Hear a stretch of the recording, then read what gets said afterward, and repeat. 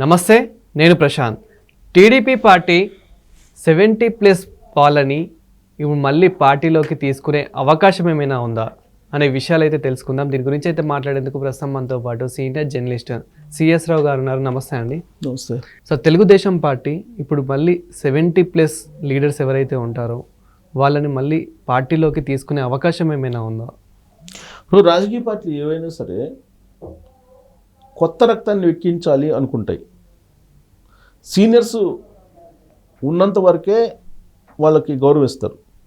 ఏ పార్టీలోనైనా వాళ్ళు అంకిత భావంతో ఉండి పార్టీకి కట్టుబడి ఉండి కష్టాల్లో నష్టాల్లో భరిస్తూ పార్టీని జెండా మోసి వాళ్ళు త్యాగం చేస్తుంటే అప్పుడు వాళ్ళు అవకాశం ఇస్తారు సీనియర్స్కి అయినా కానీ. కానీ పార్టీ కష్టాల్లో ఉన్నప్పుడు, పార్టీ సంక్షోభంలో ఉన్నప్పుడు బయటికి వెళ్ళి రైవల్ పార్టీకి వెళ్ళి ఆ రైవల్ పార్టీలో నుంచి తెలుగుదేశం పార్టీని టార్గెట్ చేసినటువంటి సీనియర్స్ని ఏ రాజకీయ పార్టీ అయినా తీసుకుంటుందా? తీసుకోదు, సహజంగా తీసుకోదు. కానీ తెలుగుదేశం పార్టీ కొన్ని సందర్భాల్లో తీసుకుంది. అందుకే ఇప్పుడు తెలుగుదేశం పార్టీ నుంచి వెళ్ళినటువంటి సీనియర్స్ అంటే 70+ వేసుకోండి. 70+ తర్వాత అసలు యాక్చువల్గా రాజకీయాల నుంచి పక్కకు దొరకాలి. అసలు స్వచ్ఛందంగా పక్కకు దొరికితే నెక్స్ట్ జనరేషన్ వస్తుంది. 70 అయినా 80 అయినా నేనే ఉండాలి అనుకుంటే కింద జనరేషన్ ఒప్పుకోదు కదా, వచ్చేటువంటి జనరేషన్ ఒప్పుకోదు కదా. ప్లస్ జనరేషన్ గ్యాప్ వచ్చినప్పుడు ఈ సీనియర్స్ సమాజంతో లింకప్ కాలేరు.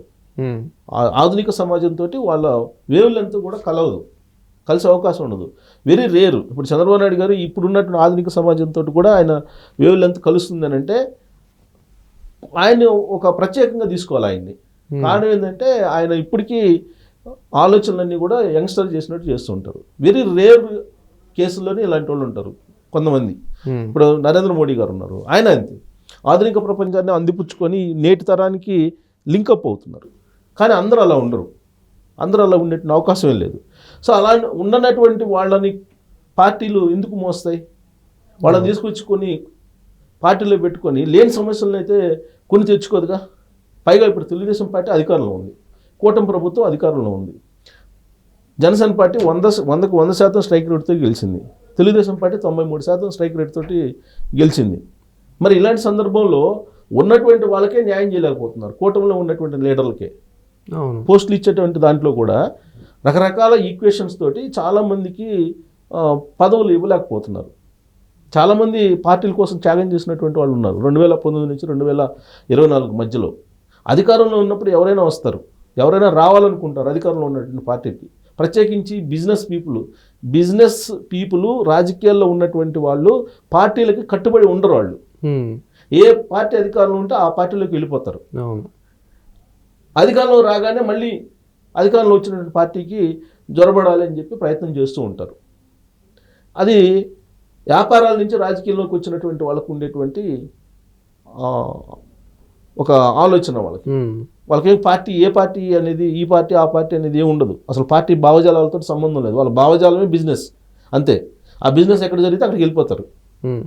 సో కాబట్టి అలాంటి వాళ్ళని ఇప్పుడున్నటువంటి పరిస్థితుల్లో తెలుగుదేశం పార్టీ కానీ కూటమిలో ఉండేటువంటి భాగస్వామ్య పక్షాలు కానీ ఆహ్వానించేటువంటి పరిస్థితి కానీ తీసుకునేటువంటి పరిస్థితి కానీ లేదు. ఇప్పుడు వైఎస్ఆర్ కాంగ్రెస్ పార్టీ నుంచి చాలామంది రావాలనుకుంటున్నారు, చాలామంది. అది కూడా ఎవరు? సీనియర్స్, కొత్త జనరేషన్ కాదు, సీనియర్స్ రావాలనుకుంటున్నారు. ఎందుకు? ఆల్రెడీ వాళ్ళు రాజకీయాల్లో సంపాదనకు అలవాటు పడి ఉంటారు, అలాగే రాజకీయాల్లో హోదాలకి అలవాటు పడి ఉంటారు. అంటే పవరు మనీ రెండింటికి అలవాటు పడి ఉంటారు. అవి లేకుండా ఉండలేరు సీనియర్స్. ఎందుకంటే అలవాటు పడి సుదీర్ఘకాలం పాటు రాజకీయాల్లో ఉండి అలవాటు పడి ఉంటారు. కాబట్టి అధికారంలో ఉన్న పార్టీలు రావాలని కోరుకుంటారు.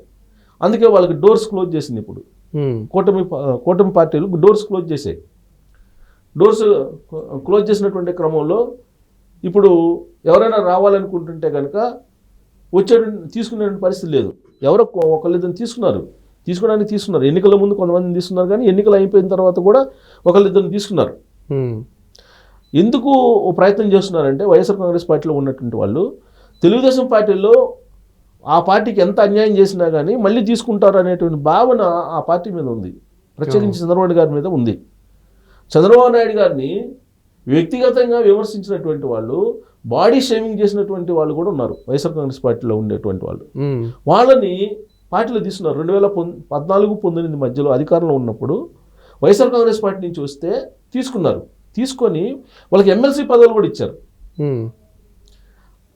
కనీసం అది కూడా గుర్తు పెట్టుకోకుండా మళ్ళీ 2019లో వైఎస్ఆర్ కాంగ్రెస్ పార్టీ అధికారంలో రాగానే తెలుగుదేశం పార్టీని వదిలిపెట్టి వెళ్ళిపోయి అక్కడికి వెళ్ళిపోయి మళ్ళీ తెలుగుదేశం పార్టీని చంద్రబాబు నాయుడు గారిని విమర్శించడం, ఆరోపణలు చేయటం, బాడీ షేమింగ్ చేయటం మొదలుపెట్టారు. ఎందుకు?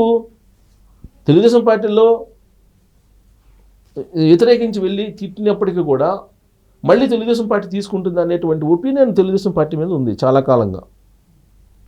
అందుకే ఇష్టానుసారంగా మాడుతుంటారు. అదే మీకు వైఎస్ఆర్ కాంగ్రెస్ పార్టీ నుంచి వచ్చిన వాళ్ళు జగన్మోహన్ రెడ్డి ఎవరు కూడా బాడీ షేమింగ్ చేయరు, వ్యక్తిగత విమర్శలు చేయరు. ఒకవేళ ఏంటంటే పాలసీ మ్యాటర్లు ఏమైనా మాట్లాడతారు తప్పితే, ఒకళ్ళిద్దరు తప్పితే. ఇప్పుడు కృష్ణరాజు గారు ఉన్నారు, రఘురామకృష్ణరాజు గారు, ఆయన వైఎస్ఆర్ కాంగ్రెస్ పార్టీలో ఉన్నప్పుడే విభేదించారు జగన్మోహన్ రెడ్డి గారిని, రఘురామకృష్ణరాజు గారు. అది వేరు. కానీ మిగతా వాళ్ళు వైఎస్ఆర్ కాంగ్రెస్ పార్టీ నుంచి వచ్చినటువంటి వాళ్ళు జగన్మోహన్ రెడ్డి గారిని విమర్శించరు. చూడండి, ఇవాళ కూడా తెలుగుదేశం పార్టీలో మినిస్ట్రీలో, క్యాబినెట్లో ఉన్నటువంటి వాళ్ళు కూడా ఉన్నారు. వైఎస్ఆర్ కాంగ్రెస్ పార్టీ నుంచి ఎన్నికల ముందు వచ్చి ఇక్కడ ఎమ్మెల్యేలకి గెలిచి మినిస్టర్ అయినటువంటి వాళ్ళు ఉన్నారు. వాళ్ళు జగన్మోహన్ రెడ్డి గారిని వ్యక్తిగతంగా ఎప్పుడు విమర్శించాలి. ఇవాళకి కూడా అంటే భయం, మళ్ళీ అక్కడ డోర్స్ ఓపెన్ కావు వైఎస్ఆర్ కాంగ్రెస్ పార్టీలో అనేటువంటి ఒక భయం ఉంది. అందుకే విమర్శించరు. అదే తెలుగుదేశం పార్టీని లేదా తెలుగుదేశం పార్టీ అధినేత చంద్రబాబు నాయుడు గారినో, లేదంటే లోకేష్ గారినో, లేదా వాళ్ళ కుటుంబ సభ్యులను ఇష్టానుసారం మాట్లాడతారు. కారణం ఏంటంటే మళ్ళీ రావచ్చు ఇక్కడికి. ఎంత తిట్టినా కానీ వైఎస్ఆర్ కాంగ్రెస్ పార్టీలో ఉండి మళ్ళీ రావచ్చు. వైఎస్ఆర్ కాంగ్రెస్ పార్టీ 2019 నుంచి 2024 వరకు అధికారంలో ఉన్నప్పుడు ఏ స్థాయిలో చంద్రబాబు నాయుడు గారిని, చంద్రబాబు నాయుడు గారి ఫ్యామిలీని దూషించారు.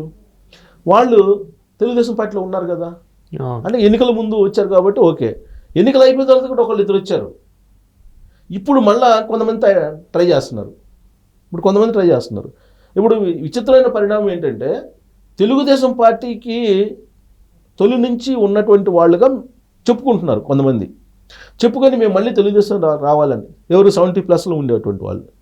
అప్పుడెప్పుడో తెలుగుదేశం పార్టీలో పనిచేసాం కాబట్టి మేము తెలుగుదేశం పార్టీ, మాది మూలాలు, మా DNA తెలుగుదేశం పార్టీ కాబట్టి మళ్ళీ ఆ పార్టీలోకి మేము వెళ్తాం అనేటువంటి ఒక ప్రచారాన్ని సోషల్ మీడియా ద్వారా లేదా ఇతరత్ర మాధ్యమాల ద్వారా మొదలుపెట్టారు.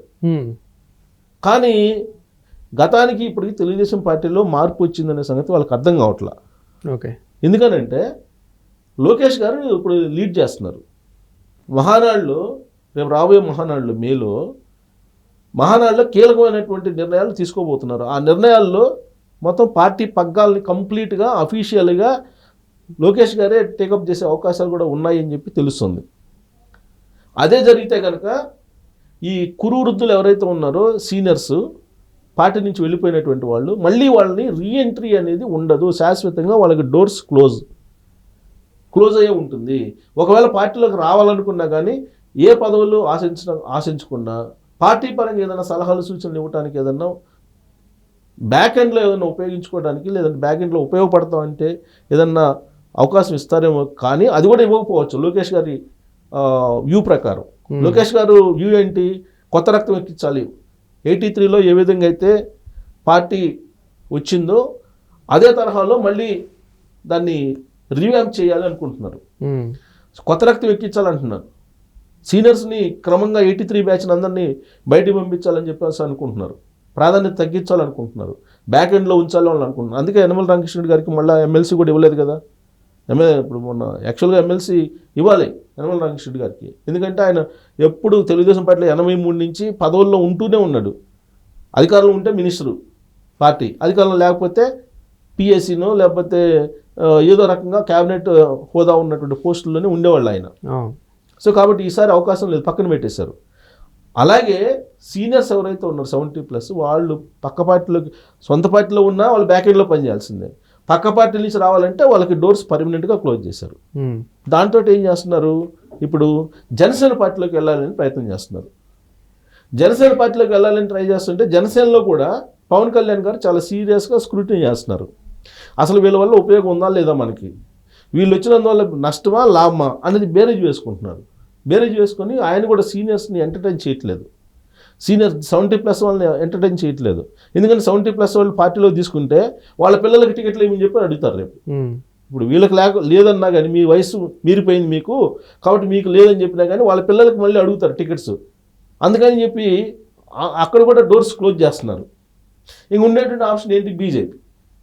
బీజేపీ తెలుగుదేశం పార్టీ జనసేన కూటమి ఉంది అక్కడ. సో బీజేపీలో చేరినా కానీ అవకాశం ఉంటుంది అని చెప్పేసి అనుకుంటున్నారు. కానీ బీజేపీ వాళ్ళు తాజాగా ఇచ్చినటువంటి ప్రాధాన్యతను కనుక చూస్తే బీజేపీలోకి వెళ్ళినప్పటికీ కూడా ఈ కురువృద్ధులు వాళ్ళకు ఓన్లీ టవల్ కప్పుతారు తప్పితే పదవులు అయితే ఇవ్వరు. కారణం ఏంటి? ఆర్ఎస్ఎస్ బ్యాక్గ్రౌండ్ ఉన్న వాళ్ళకే పదవులు ఇస్తున్నారు. ఇప్పుడు మొన్న ఇచ్చారు, సత్యనారాయణ ఇచ్చారు, ఆయనకి రాజ్యసభ ఇచ్చారు. రాజ్యసభ ఎవరికి ఇచ్చారు? ఆర్ఎస్ఎస్ బ్యాక్గ్రౌండ్ ఉన్నటువంటి వాళ్ళకి ఇచ్చారు. ఎవ్వరు ఊహించినటువంటి అతనికి ఇచ్చారు. అదా పాకా సత్యనారాయణకి ఇచ్చారు కదా. సో అంతకుముందు సోమవీర్రాజు గారికి ఇచ్చారు కదా. సో కాబట్టి కొత్తగా వచ్చినటువంటి వాళ్ళకి లేదు. ఈవెన్ పురంధరేశ్వరి గారికి కేంద్ర మంత్రి రావాలి యాక్చువల్గా మరి ఆంకే కేంద్ర మంత్రి రాలా. మరి బీజేపీ ప్రాధాన్యత ఏంటి? తొలి నుంచి ఆర్ఎస్ఎస్ బ్యాక్గ్రౌండ్ తోటి ఉన్నటువంటి వాళ్ళకే ఇస్తారు, అంతే తప్ప కొత్తగా చేరేటువంటి వాళ్ళకి ఇవ్వరు.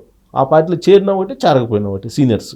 కాబట్టి ఆంధ్రప్రదేశ్లో ఉన్నటువంటి రాజకీయ పరిస్థితుల దృష్ట్యా తెలుగుదేశం పార్టీని మోసం చేసి చీటి చేసి సంక్షోభంలో ఉన్నప్పుడు నిలబడకుండా ప్రత్యర్థి పార్టీలోకి వెళ్ళి ఈ పార్టీని అసలు లేకుండా చేయాలని, ఈ పార్టీ అధినేత కుటుంబాన్ని, ఈ పార్టీ అధినేతను నిర్వీర్యం చేసి బలహీనపరిచేటువంటి కార్యక్రమం చేసి ఈ పార్టీ కారణంగా లాభపడినటువంటి వాళ్ళు ఎవరైతే వైఎస్ఆర్ కాంగ్రెస్ పార్టీలో ఉన్నారో వాళ్ళకి శాశ్వతంగా తెలుగుదేశం పార్టీలో డోర్స్ క్లోజ్ అయ్యాయి. అది లోకేష్ గారు చేసినటువంటి ఒక నిర్ణయం అని చెప్పేసి తెలుగుదేశం పార్టీలోనే తెలుస్తుంది. కాబట్టి క్లోజ్ అయినటువంటి డోర్స్ ఇక తెలుసుకో వాళ్ళకి 70+ వాళ్ళకి ఛాన్సే లేదు. పార్టీలో ఉన్నటువంటి వాళ్ళని బ్యాక్ ఎండ్లో వాడుకుంటారు, గౌరవిస్తారు, వాళ్ళకి అంతవరకు ఉంటుంది. మహానాడు తర్వాత ఊహించినటువంటి పరిణామాలు తెలుగుదేశం పార్టీలో మనం చూడబోతున్నాం.